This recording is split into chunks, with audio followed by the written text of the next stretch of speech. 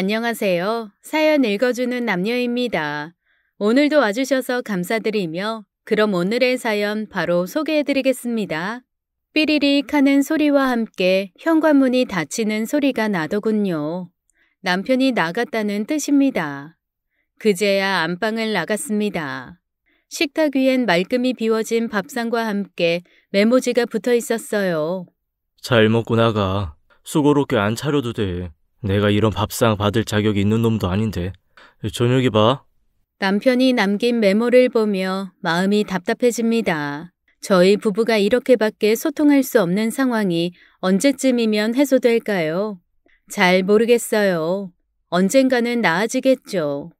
안녕하세요. 전 50대 중반을 살아가고 있는 여자입니다. 몇 달 전 하나뿐인 딸을 시집 보내고 이젠 남편과 둘이서 노후를 생각해야 하는 처지입니다. 자식 혼사도 치렀으니 이젠 부부 둘이서 제2의 신혼을 꾸려가야 할 때이지만 저희 부부가 떨어져 산 세월이 있어서인지 그게 쉽질 않네요. 눈에서 멀어진 세월이 7년이니 그 공백을 무시할 수 없는 것도 사실이고요. 무엇보다 남편이 저랑 저희 가족에게 범한 잘못의 무게가 만만치 않은 탓에 제 마음을 저도 잘 모르겠는 이유도 적지 않습니다. 가장 직접적인 피해를 입은 당사자라고 할 아빠는 다 지난 일이라며 다시 한번 잘 살아보라며 용서를 말씀하시지만 제 입장에선 그게 맞는 건가 싶기도 해요. 그래서 저보다 인생 경험이 많으신 여러분들의 의견을 듣고 싶어 이렇게 이야기를 하게 되었습니다. 제가 어떻게 하면 좋을지 많은 고견 부탁드릴게요. 제가 이렇게 남편 때문에 고민을 하게 되는 날이 오리라고는 단 한 번도 상상을 해본 적이 없었어요. 남편은 타고난 심성 자체가 좋은 사람이었고 또 누구보다 성실하게 삶을 꾸려온 그런 사람이었거든요. 그러니 저희 아빠가 제 남편감으로 점 찍었을 겁니다. 사실 남편은 저보다는 저희 아빠와의 인연이 훨씬 깊은 사람이에요. 저희 아빠가 제가 중학교에 막 진학하던 무렵 처음으로 당신의 일을 시작하셨답니다. 처음엔 조그마한 부품 공장으로 시작해 지금은 그래도 업계에선 인정받는 회사를 하고 계세요. 이젠 연세 때문에 일선에선 은퇴하셨지만 그래도 회사의 창업자이자 실질적인 오너이시기 때문에 경제적으론 더할 나위 없이 윤택한 삶을 살고 있습니다. 참 감사한 일이에요. 덕분에 전 누구보다 더 풍족하게 평생을 살 수 있었답니다. 그래도 처음엔 안 그러셨겠죠. 시작은 다 힘들 수밖에 없잖아요. 저희 아빠랑 엄마 그리고 외삼촌 3명이서 시작한 사업은 세 분의 노력에도 불구하고 많이 힘드셨다고 그러셨어요. 저야 그래도 어린 나이니 그런 걸 알 리는 없었어요. 다만 언제나 일에 매달려야 했던 부모님 때문에 외롭게 지내야 했던 기억은 선명하죠. 외할머니가 해주신 밥을 지금도 그리워하는 이유고요. 다 저를 위해 그러신 걸 테죠. 하나밖에 없는 자식인 제가 어디 가서 꿀리지 않는 삶을 살게 하려면 돈이 필요할 수밖에 없으니 그러신 거란 걸 알아요. 결국은 성공했으니 그 시절의 외로움은 지나간 추억 정도로 이야기할 수도 있었을 겁니다. 엄마가 그리 되시지만 않았다면 말이죠. 아빠가 회사를 열고 나서 2년 후, 그러니까 제가 중학교 3학년 때 엄마가 말도 안 되게 저희를 떠나셨답니다. 급성 심근경색이었어요. 아직 40도 안 되신 분이 그리 되신 걸 두고 주변에선 말이 많았죠. 너무 과로해서 그런 거라는 이야기 말입니다. 아주 틀린 말은 아닐 거예요. 공장 일에만 전적으로 매달릴 수 있었던 아빠와는 달리 엄마는 일이 끝나고 들어와도 집안일을 해야만 했어요. 외할머니가 웬만한 건 다 해주셨다지만 엄만 그래도 당신이 해야 할 일을 찾아서 하셨어요. 그래야 외할머니에게 조금이라도 덜 미안하셨을 테니까요. 그리고 하나뿐인 자식에게 소홀할 수밖에 없는 자기한테 변명거리일 수도 있었을 거고요. 그래서 정말 잠을 줄여가며 생활하셨어요. 그러다 그리 되셨으니 이상한 말이 나올 수밖에 없었습니다. 근데 그건 주위 사람들의 이야기예요. 저희 가족 중 누구도 그런 생각을 한 사람은 없었어요. 같이 일을 한 외삼촌이 누구보다 잘 알죠. 아빠는 정말 최선을 다해 회사의 성공을 도왔답니다. 그걸 옆에서 지켜봤으니 말도 안 되는 이야기에는 전혀 동의할 수 없었던 거죠. 외할머니도 마찬가지고요. 그래도 아빠는 죄책감이 상당하셨을 겁니다. 자기가 회사를 한답시고 집에서 아이를 키우며 사는 엄마를 끌어들여서 결국은 그리 되게 만들었다고 생각하시고 정말 많이 괴로워하셨어요. 따지고 보면 그만큼 가족에 대한 책임감이 강하셨기 때문에 그러셨던 거죠. 엄마가 돌아가시고 난 뒤 아빠가 괴로워하신 건 분명하시지만 그래도 아빠는 자기의 책임에서 비켜서 있지 않던 분이셨어요. 그 즈음엔 회사의 직원이 네댓은 생겼던 시기였거든요. 아빠가 손을 놓으면 외삼촌을 위시해 직원들의 생계가 위협받는 상황이었으니 아빠는 당신의 힘듦과는 별개로 자신의 일에 소홀하지 않으셨어요. 남편이 바로 그때 아빠 옆에서 일하던 사람이었어요. 아빠가 남편을 많이 아끼셨어요. 남편이 고등학교를 졸업함과 동시에 아빠의 회사에 들어왔답니다. 저희 때는 인문계가 아닌 공고나 상고를 졸업하고 회사에 들어오는 경우가 적지 않았죠. 남편이 그런 케이스였어요. 그리고 그런 사람 중 상당수가 가정 환경이 그리 넉넉지 못한 경우가 많았어요. 아무래도 대학 갈 형편이 아니다 싶은 친구들이 그런 루트를 밟곤 했죠. 남편이 전형적인 케이스였어요. 막노동을 다니시는 시아버지와 시어머니, 여동생과 남동생까지 5 식구가 사는 집안의 장남인 남편은 대학은 엄두도 못 냈답니다. 시아버지가 허리 디스크를 앓고 있어 일을 자주 할 수 없기도 했고 시어머니라고 크게 다르지 않은 처지셨어요. 그러니 남편이 고등학교를 졸업하기 전까지는 극빈층의 삶을 살아야 했답니다. 남편이 아빠 회사에 들어와서 많지는 않아도 매달 정해진 월급을 받게 되는 것만으로도 집안의 밥상이 달라질 정도의 그런 집이었죠. 그래서 남편이 더 열심히 일한 것일 수도 있어요. 자기가 게으름을 부려서 공장에서 잘리는 날엔 당장 집안 식구들이 먹고 살 일이 걱정이 되었을 테니까요. 물론 꼭 그것 때문에 그런 것만은 아닙니다. 남편의 성실함 뒤에 있던 것 중 가장 큰 것이 가족에 대한 책임감인 건 맞지만 그게 아니라 해도 남편은 게으름을 부릴 그럴 사람이 못 됐어요. 천성 자체가 성실하고 착한 사람이거든요. 자기를 예쁘게 생각해주는 아빠 같은 사장님을 만난 것이 자기 인생에서 가장 큰 행운이라고 말하는 사람이었어요. 그 말엔 단 한 점의 거짓도 없었죠. 20년을 보아온 제가 알고 그보다 더 오랜 세월 남편을 보아온 아빠와 외삼촌도 익히 아는 사실이랍니다. 누구보다 일찍 나와서 공장을 청소하고 기계의 전원을 켜는 사람이었어요.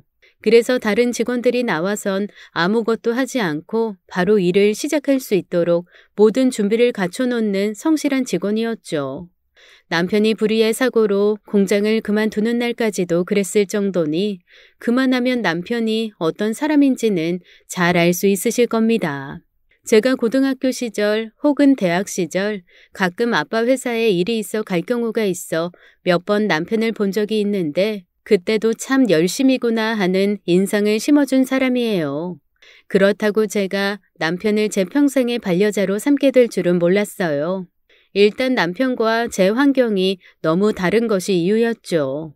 외람된 말이긴 하지만 제가 결혼할 나이대에 접어들 때엔 저희 집이 웬만큼 사는 것 이상의 부잣집이었었고 남편은 자기 나이대에는 엄청 빠른 고참 반장이긴 했지만 그래봐야 여전히 월급을 받으면 가족 밑으로 다 들어가 버리는 통에 모은 것 하나 없는 빈털터리에 불과했거든요. 남편이 아무리 성실하고 인간성이 좋은 남자라고 해도 그런 남자를 자신의 사윗감으로 생각할 아빠는 드물 겁니다. 실제로 저한테 꽤 괜찮은 조건의 선자리가 어느 정도는 들어온 걸로 알아요. 아무래도 아빠 회사가 그만큼 괜찮아졌다는 의미겠지요. 저란 여자가 그리 대단할 것도 없음에도 의사 사위나 검사 사위 후보군들이 생겼다는 건 그게 아니고는 설명될 수가 없었어요. 근데 아빠는 감사하게도 그런 제안을 단칼에 거절하셨어요. 내 마음대로 거절해서 미안하긴 한데 그래도 그게 맞는 것 같다. 혹시 우리 딸은 그런 거 나가보고 싶니? 아니, 난 그냥 내가 좋아하는 사람 만나고 싶어. 그리고 꼭 결혼을 해야겠다 싶은 생각도 없고, 정말 이 사람이다 싶은 사람이 아니면 결혼 안 해도 되지? 응이라고 말하고 싶지만 그래도 아빠는 네가 좋은 사람 만나서 사는 게 보고 싶긴 한데 아빠가 결혼해보니 너무 좋더라고. 우리 딸도 그 좋은 걸 누리고 살기를 바라는 마음이랄까. 왠지 죄송하대요. 엄마가 그런 일만 안 당하셨으면 누구보다 행복하게 살았을 분이 아빠시거든요. 두 분이 정말 사이가 좋으셨어요. 그러니 평생 재혼 따위는 생각도 안 하셨던 거죠. 그만큼 엄마를 많이 사랑하셨답니다. 오히려 외할머니와 외삼촌이 재혼 자리를 들이밀 정도였어요. 저희 집 참 이상하죠? 자기 딸이 죽고 사위가 재혼한다고 치면 겉으로는 몰라도 속내는 불편하기 그지없을 사람들이 오히려 사위의 재혼을 부추기고 있었으니 말입니다. 단순히 사위 장모 혹은 처남 매제가 아니라 그냥 가족이라고 생각해서 그런 거였어요. 친할아버지와 친할머니를 일찍 여윈 아빠는 외가댁 식구들을 친할머니처럼 친동생처럼 생각했고 두 분 역시 그러셨답니다. 제가 그런 사람들 아래서 자랐다는 게 얼마나 감사한지 몰라요. 누군가를 사랑한다는 게 무엇인지를 몸소 보여준 그분들 덕에 저도 자연스레 사람을 사랑하는 방법을 배우고 익히며 자랐습니다. 누군가를 사랑하는 데 있어 조건이나 그 밖의 것들이 중요하지 않다는 걸 알려준 그분들 때문에 결국 제가 남편을 제 반려자로 맞을 수 있었던 거죠. 많은 부부들이 그렇겠지만 저 역시도 제가 남편과 결혼하게 될 줄은 몰랐어요. 수시로 아빠나 외삼촌 혹은 외할머니 입에서 남편 이야기를 듣곤 했죠. 다 칭찬의 말들이었어요.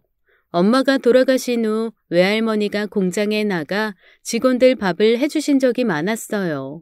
원래 엄마가 하던 몫이었는데 엄마가 안 계시니 외할머니가 하셨답니다. 그러면서 외할머니도 남편을 알게 되신 거죠. 사람이 어쩜 그리 공손한지 진짜 저런 손자 하나 있었으면 싶더라. 아하, 아이 성경이 듣는 데서 그런 외손녀 입장이 뭐가 돼요? 우리 성경이야 이 할미 보물이고 그건 또 다른 거지. 뭐랄까 기댈 기둥 같은 거? 도대체 그 사람 이야기를 왜 그렇게 하는데? 나 지난번에 가서 본 그 사람 맞지? 공장 최연소 반장이라는 사람. 그래, 그놈이 나이는 어려도 일은 똑부러지지. 게다가 지 부모랑 동생들 챙긴다면서 온갖 고생은 다 하면서도 언제나 웃는 그런 기특한 놈이지. 매형도 얼마나 예뻐하는데 오죽하면 겨울 잠바를 전 직원한테 돌렸겠냐? 따지고 보면 종건이 그놈 옷 입히려고 그런 거야. 한겨울에도 허름한 외투 하나로 버티는 걸 보고 있자니 마음이 쓰여서. 그래도 생긴 건 그렇더라. 몸도 약해 보이고. 생긴 게 어때서? 그리고 그런 몸이 더 단단한 법이야. 네 삼촌처럼 배만 뿔룩 나온 게 뭐 보기 좋다고. 엄마는 왜 갑자기 날 끌고 들어가? 내 나이 되면 배도 나오고 그러는 거지.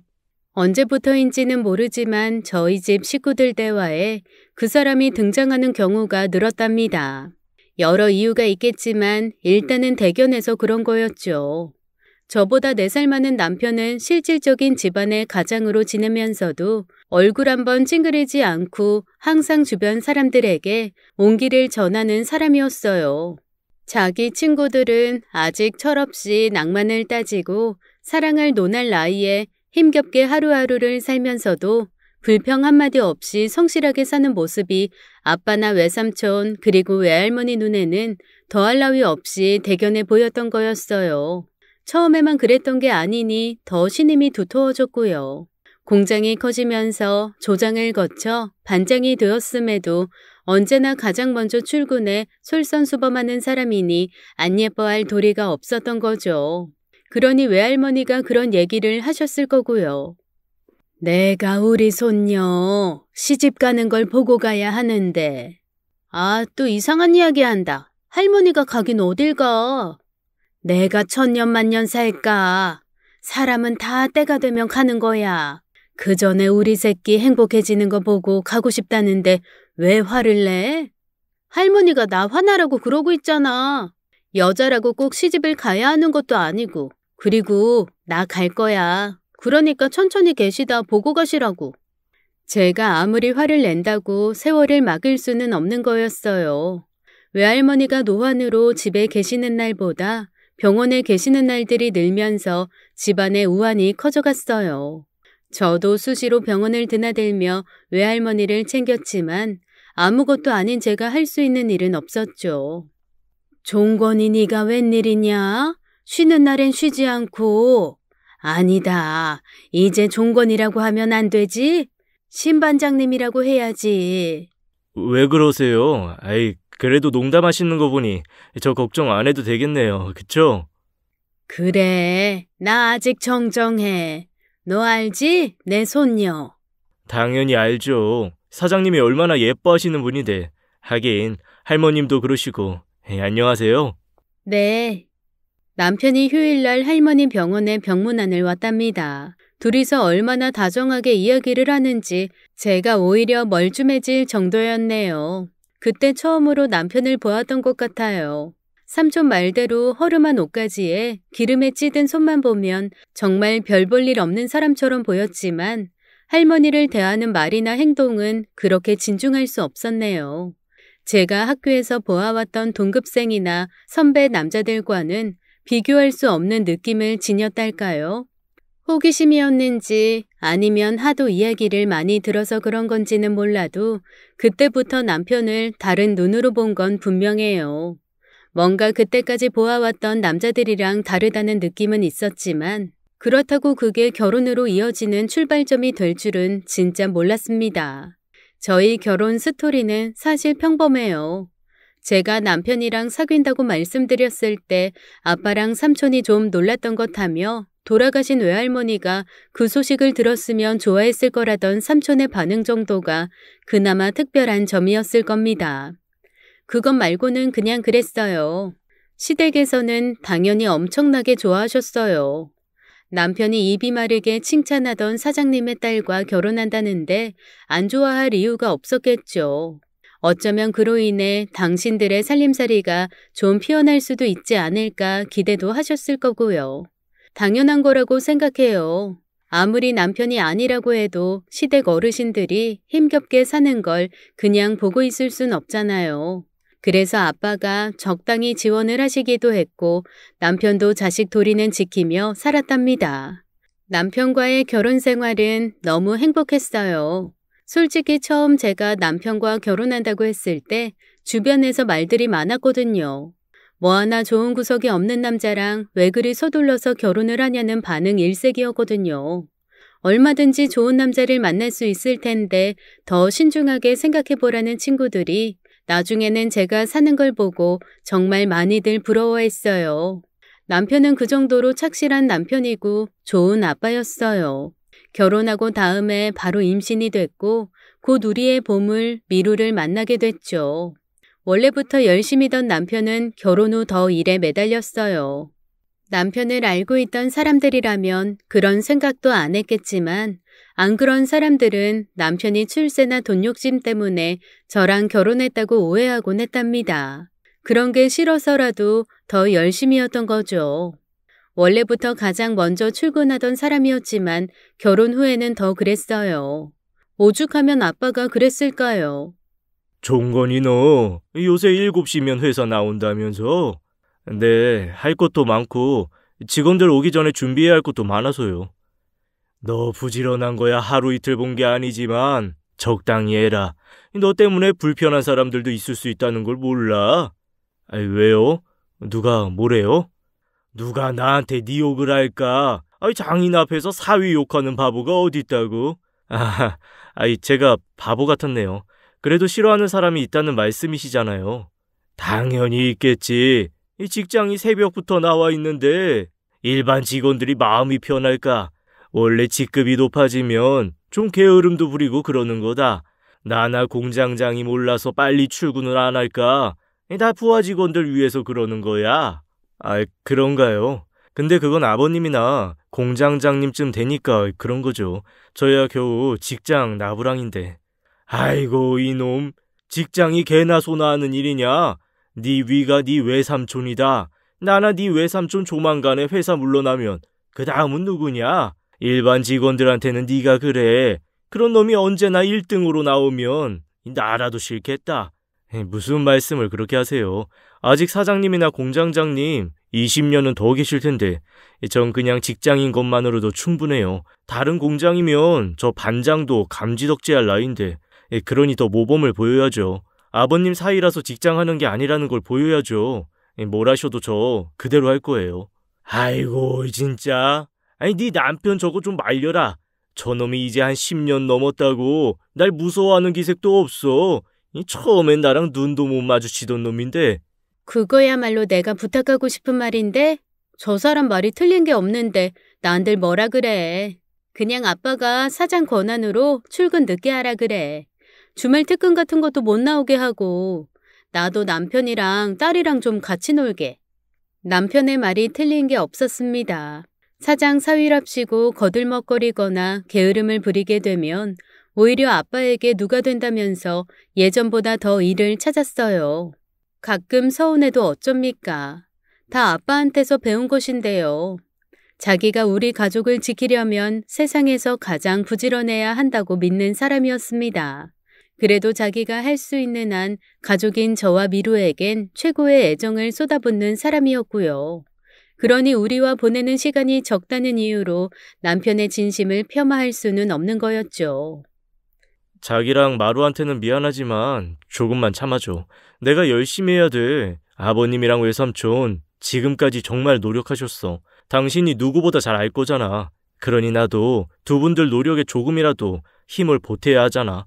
그냥 직원도 아니고 사위인 내가 게으름 부르는 모습을 보이면 다른 직원들이 뭐라고 생각하겠어. 알아. 그래서 고마워. 그래도 조금만 우리 생각해줘. 알았지?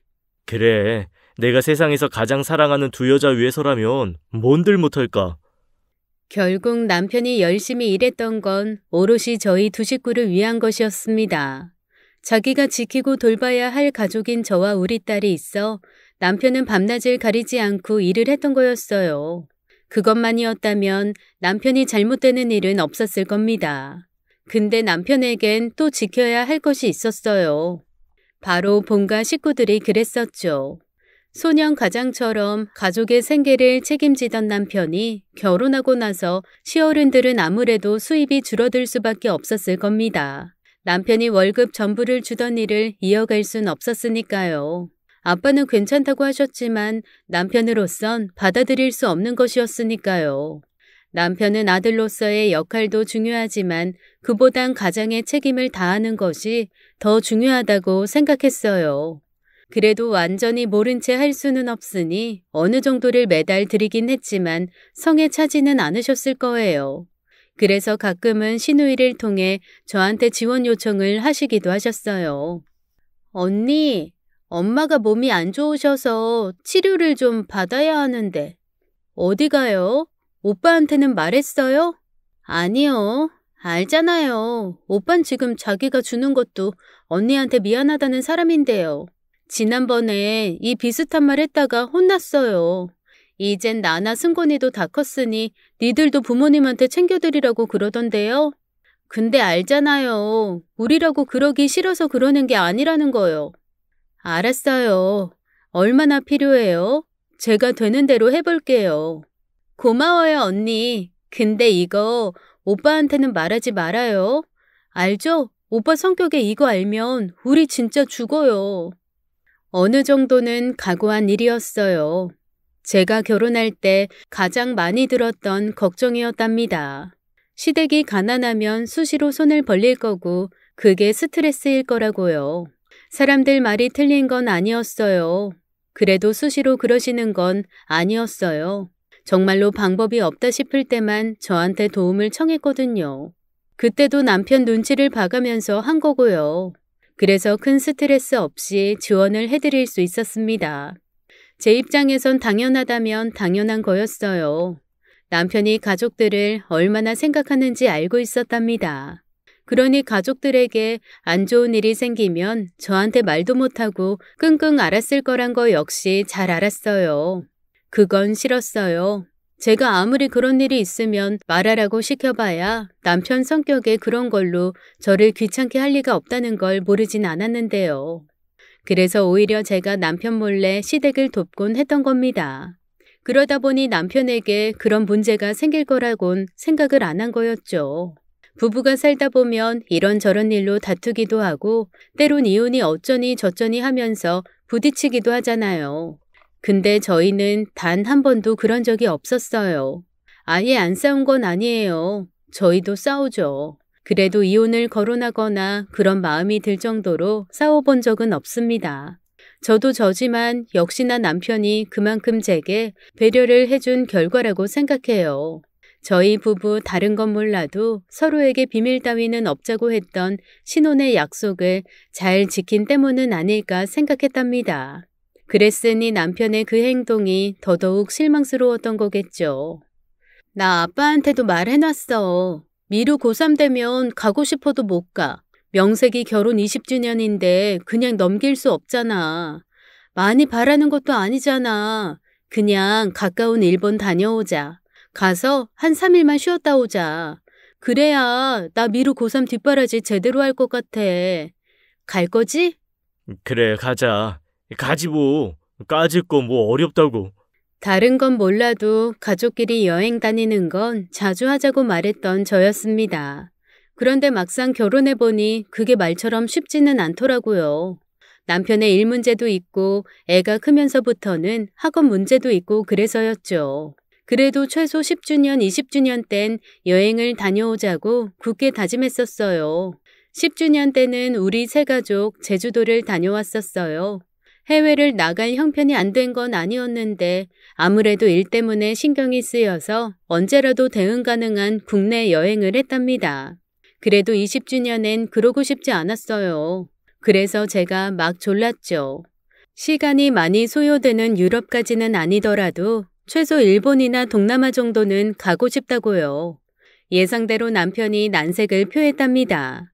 고2가 되는 미루는 엄마 아빠 결혼 기념일 여행에 낄 정도로 아기가 아니라면서 처음부터 발을 뺐고요. 그대로라면 20주년 여행은 물 건너가는 거였어요. 사실 처음부터 그건 불가능했어요. 정확히 20주년이 되는 때는 미루가 고3이 되니 그건 안 되는 거였어요. 그래서 한 해 먼저 땡겨서 가자고 우겼답니다. 어차피 진짜 20주년도 아닌데 차라리 미루 대학 가고 나서 우리 셋이 유럽이라도 가는 게 어떨까? 안 돼. 그건 그때 미루 대학 입학 기념으로 가면 되잖아. 진짜 이번에 안 간다 그러면 나 엄청 화낼지도. 여느 때 없이 고집을 부렸습니다. 이유가 있었어요. 남편이 얼마 전부터 진짜 많이 힘들어했거든요. 아빠와 외삼촌이 서서히 은퇴를 준비하시면서 남편에게 많은 업무가 넘어갔어요. 정해진 수순이었죠. 회사 안팎에서도 다들 그렇게 생각했고요. 그러면서 남편이 부담감이 컸나 보더라고요. 아빠가 평생 피땀으로 일구신 회사니 그럴 수밖에 없었어요. 남편이 잠도 제대로 못 자고 수시로 한숨을 쉬기도 했답니다. 솔직히 좀 미안했어요.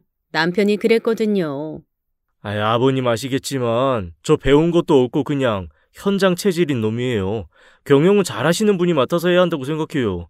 아버님이 정 힘드시면 당분간은 공장장님이 하시고 그 이후에 좀 여유를 두고 알아보시는 게 어떨까요? 거기서 나를 왜 팔아? 나도 이제 조만간 70이다. 나도 좀 쉬자. 그리고 너도 안 된다는 걸 왜 나한테 시켜? 이놈이 외삼촌 못 부려먹어서 안달이 난 놈이구만. 넌 그냥 매형이 하라는 대로 해. 네 말대로 전문 경영인을 부른다고 쳐. 그 사람이 우리 회사에 대해서 뭘 알아? 네가 이 공장 다닌 지가 조만간 20년이다. 나나 매형 제외하면 너만큼 우리 회사 잘하는 사람이 어딨다고. 왜 평생 일했더니 이제 게으름 부르고 싶으냐? 그런 거면 말해. 그런 건 아니에요. 아시잖아요. 너는 왜 종건이를 잡아? 아직 너한테 다 하란 것도 아니고 하나씩 하자. 그러다 보면 금세 적응될 거고 나라고 처음부터 다 알고 했겠냐? 남편이 많이 부담스러워했어요. 그래도 아빠나 외삼촌이 생각할 때는 남편보다 더 적임자는 없다고 생각했으니 남편이 더 거부할 수도 없는 입장이었답니다. 자기에게는 집안의 어른인 동시에 일을 가르쳐주는 스승들이었으니 어쩌겠어요. 싫어도 해야 하는 일이었죠. 그래서 스트레스가 장난 아니었던 거였어요. 옆에서 지켜보는 저까지도 힘들어질 정도였고요. 그래서 결혼 20주년을 핑계로 남편의 스트레스를 조금이나마 덜어주려고 했던 거였어요. 생각해보면 제가 많이 모자란 여자였나 봐요. 남편이 저를 온전히 믿고 의지할 수 있었다면 그런 선택을 하진 않았을 텐데요. 남편에 대한 서운함과는 별개로 그런 생각을 참 많이 했던 것 같아요. 다 지나고 나서 하는 소리죠. 그때는 아무것도 몰랐어요. 무엇이 남편을 그렇게 힘들게 한 건지, 그리고 남편이 왜 그럴 수밖에 없었던 건지는 전혀 몰랐답니다. 제가 단 한 번도 남편처럼 힘들게 살아보질 않아서 그런 거겠죠. 저야 평생을 돈 걱정 없이 편하게 살아서 그런 고민이 세상에 있다는 것만 알지 막상 그 경우를 당하게 되면 허둥거리다가 넘어졌을 게 뻔합니다. 그래도 남편이 한 것처럼 했을 것 같지는 않아요. 다 당해보지 않았으니 하는 소리일 겁니다. 아무튼 결국 남편과 전 여행을 떠났어요. 아는 사람 하나 없는 일본에서 오랜만에 홀가분한 날들을 보냈어요. 제가 좋아하는 모습을 보고는 남편도 많이 좋아해 주었고요. 거봐, 오길 잘했지? 너무 고민하지 마. 다 잘 될 거야. 당신한테는 당신을 도와줄 사람이 차고 넘치는걸. 맞지? 맞아. 내가 바보라서 그래. 원래 바보들은 아무리 가르쳐줘도 모르거든. 미안해. 그리고 고맙고. 이 사람이 왜 이러지? 설마 이 사람들이 우리말 모른다고 생각해서 그러는 거야? 그래도 듣기는 좋네. 이왕이면 다른 말도 좀 해보지. 어차피 이 사람들 한국말 모르니까. 사실 큰 기대는 안 했습니다. 아무리 일본에 와 있다고 해도 그렇게 낯간지러운 말을 할 수 있는 사람이 아니었거든요. 그런데 여행 탓인지는 몰라도 남편이 정말 그러대요. 다른 말? 에이, 그래. 사랑한다, 최성경. 우와, 진짜 하네? 진짜 신종건 씨 맞아? 사람 바뀐 거 아니지? 아무리 봐도 내 남편 맞는데. 진짜 놀랍다. 비싼 돈 들여 해외여행 올 가치 있네. 다음에는 남극쯤 가야겠다. 그럼 더한 말도 할 거 아냐. 세상 어떤 여자가 그 말을 싫어하겠습니까? 남편과 단둘이 여행을 온 것도 좋았지만 그보다 남편에게 사랑한다는 말을 들었던 게 더 기억에 남는 여행이었습니다. 그렇게 짧지만 꿈 같았던 여행을 마치고 돌아왔어요. 잠깐의 황홀한 추억을 마치고 일상으로도 돌아가야 하는 게 아쉬웠지만 뭐 어떻습니까? 금세 다시 그런 기회를 가질 수 있을 거라 생각했죠. 하지만 그건 오산이었어요. 기회는 고사하고 그럴 상대인 남편과 생이별을 해야 할 줄 제가 어떻게 알았겠어요. 여행을 마치고 며칠 후 아빠가 저를 부르셨어요. 아빠의 말을 듣는 순간 온몸에 힘이 빠져 일어설 수가 없었습니다. 당분간 네 서방 찾지 말고 놔둬라. 그놈이 생각이 많을 게다. 연락이 없더라도 너무 걱정하지 말고 이상한 생각하고 그럴 놈 아니니까 마음 정리하고 돌아올 때까지 그냥 모른 채 해주려무나. 그래도 너한테는 말하고 가려고 했는데 차마 너랑 미루 볼 면목이 없어. 너한테 미안하다고 전해달라더라. 그리고 그 약속은 꼭 지킨다고 그러더구나. 무슨 약속인지는 묻지 않았다만 그놈 성격에 지가 한 말은 지키겠지. 그러니 믿고 기다려줘라. 회사를 간다고 집을 나선 남편이 우리 곁을 떠나버리고 말았습니다. 아빠나 저 그리고 주변의 모든 사람들은 남편이 금세 돌아올 거라 생각했어요. 남편이 저지른 잘못이 만만치 않은 것이긴 하지만 회사에 끼친 손실을 다 처리했기 때문에 적당한 반성의 시간을 가지고 나면 돌아올 거라 생각했죠. 남편이 회사 공금에 손을 댔답니다. 사채를 빌려 썼다 그걸 막지 못해 그리 한 거였어요. 도무지 이해할 수 없는 일이었지만 사실이었어요. 저희 회사 세무를 맡고 있는 법인에서 아빠한테 직접 연락을 해왔다니 분명한 거였습니다. 그와 관련된 증거가 명확했으니 남편이 아니라고 부인할 수 없던 일이었어요. 그게 아니라고 해도 남편은 그럴 사람도 아니었고요. 아빠가 이유를 묻자 한동안 망설이던 남편이 결국 사실을 털어놓았답니다. 승건이, 그러니까 제 동생이 처남이랑 사업을 한다고 했나 봐요. 그러면서 돈을 끌어다 썼는데 그게 잘못됐고요. 조금이라도 빨리 연락을 줬으면 어떻게든 제가 처리했을 텐데 이미 골물대로 골문 상황에서 알려오는 바람에 제가 그만 사채를 썼습니다. 그러다가 그만. 사채라는 게 순식간에 이자가 원금을 넘어서는 게 사채잖아요. 남편이라고 그걸 모를 리가 없지만 워낙 상황이 급박하게 돌다 보니 그리 된 거였답니다.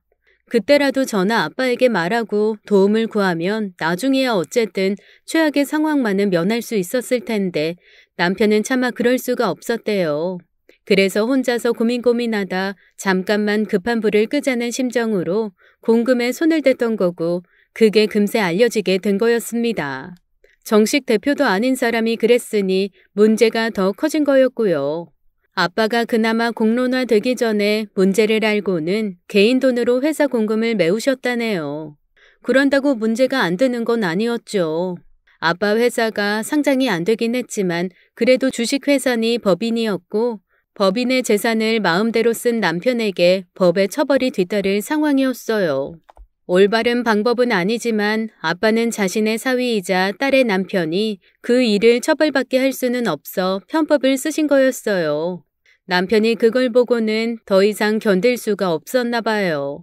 그래서 결국 저한테 말도 없이 자취를 감춘 거였답니다. 몇 주 혹은 몇 달일 줄 알았어요. 잘못한 것도 분명하고 마음의 정리를 하고 나서 가족의 지인들에게 용서를 구할 사람이라는 걸 알고 있었으니 아빠 말대로 서둘러 남편을 찾지 않은 거였습니다. 그 사이 제 맘이 녹아내릴 거였지만 어쩌겠어요. 남편의 잘못은 곧 저의 잘못이었으니 저도 벌을 받는다는 심정으로 함께 그 시간을 견디려 한 거였죠.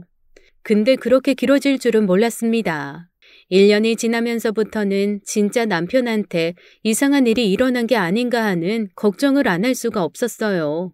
남편의 지인들과 친구들에게 오만 연락을 다 해봤지만 그중 누구도 남편과 접촉을 했다는 사람은 없었습니다. 점점 사람들 사이에 이상한 말들이 오가기 시작했어요. 남편이 정신병이 생겨서 어딘가를 떠돌다 행여병자로 죽었다는 이야기부터 노름에 손을 대 필리핀 카지노에서 괴한들에게 납치되어 끌려간 뒤 생사를 알 수 없다는 이야기까지 들려왔습니다. 모두 다 사실이 아닌 이야기들이었지만 그게 꼭 사실이 아니랄 수도 없는 상황이었어요. 오죽하면 제가 사람을 시켜 남편의 행방을 추적하기까지 했을까요? 심부름센터 같은 곳 있지 않습니까? 거기는 돈만 주면 뭐든 다 해준다는 말을 믿고 남편을 찾아달라고 그랬습니다. 근데 그 사람들조차 남편을 찾아내지 못했습니다. 처음 얘기한 돈의 서너 배를 더 요구하며 이야기를 하니 신뢰가 가지 않아 그조차도 포기하고 말았습니다. 그렇게 한 해가 가고 또 한 해가 갔어요. 고3이던 딸이 대학에 들어가고 대학을 졸업할 때까지도 남편에겐 아무런 연락이 없었습니다. 그쯤 되자 진짜 남편이 잘못되었을 거란 생각을 안 할 수가 없더군요. 그렇지 않고서야 그 긴 세월 편지 한 장, 전화 한 통을 안 할 수는 없을 테니까요. 남편을 향한 걱정이 그리움이 되었다, 원망이 되었다가를 반복하면서 나중에는 미움만이 남았을 정도가 되었답니다. 그럴 거면서 왜 저를 사랑한다고 말했을까 너무 원망스러웠어요. 차라리 안 좋은 기억만 남기고 사라졌다면 마음이라도 편했을 텐데요. 저는 괜찮습니다. 저야 어떻게든 살 수 있지만 저희 딸이 문제였어요. 딸이 대학을 졸업하고 남자친구를 사귀게 되면서 매번 하는 걱정이 있었습니다. 엄마, 나 어떡해? 왜? 세진이랑 다투기라도 했어? 아니, 그랬으면 차라리 낫겠다. 오빠가 결혼하재. 결혼? 벌써? 너 이제 24인데 왜 그렇게 서둔대? 오빠가 CPA 때문에 유학을 가고 싶다고 했잖아. 그랬지? 근데 그게 왜? 가면 적어도 3, 4년은 걸릴 텐데 그 시간 동안 떨어져 있을 자신이 없대. 그래서 나보고 같이 가재. 같이? 아휴, 그것도 방법이겠네.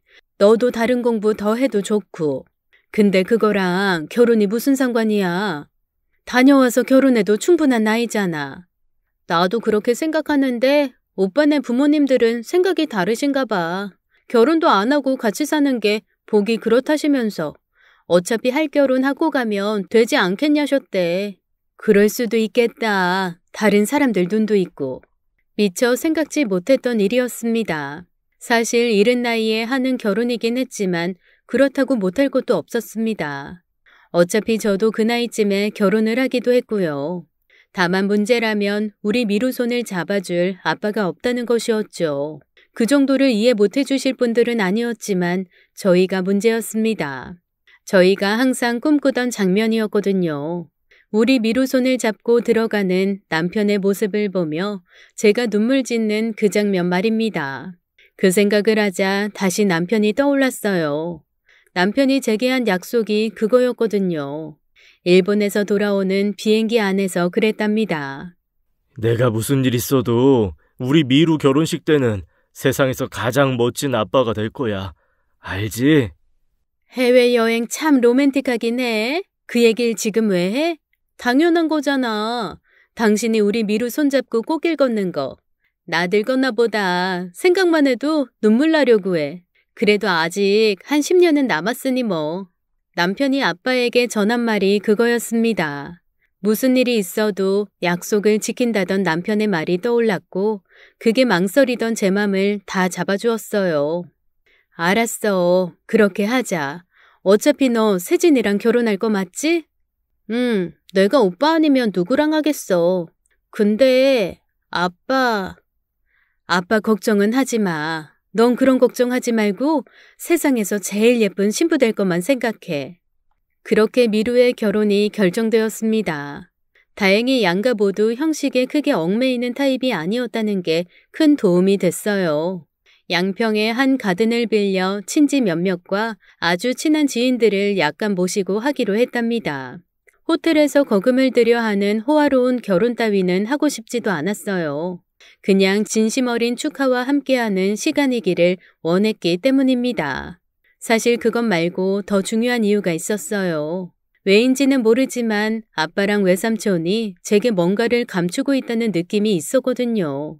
제가 그렇게 애를 쓰면서 남편을 찾는데 아빠랑 외삼촌은 그런 저를 안쓰럽게 보시면서도 마냥 저를 도와준다는 느낌은 아니었답니다.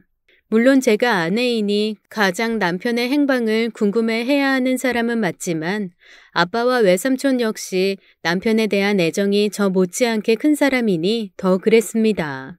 그런데 두 분은 저만큼 간절해 보이질 않았달까요? 그런 분들이 아니었거든요.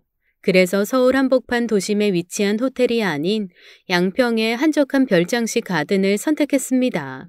누가 알려주지 않으면 절대 찾지 못할 그런 곳이었어요. 제 생각이 맞다면 남편은 틀림없이 그곳으로 올 거였어요.